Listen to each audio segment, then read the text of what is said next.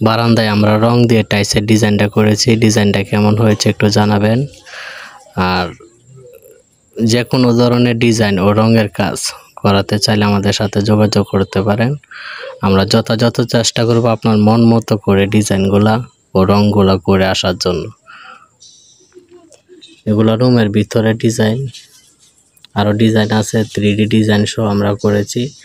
আপনারা দেখেন, যদি ভালো লাগে তাহলে একটা লাইক করে যাবেন।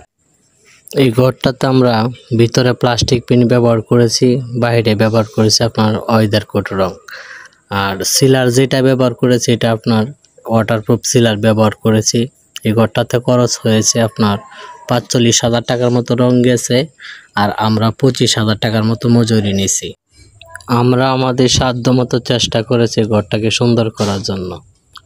কাজটা কেমন হয়েছে আপনারা একটু জানাবেন।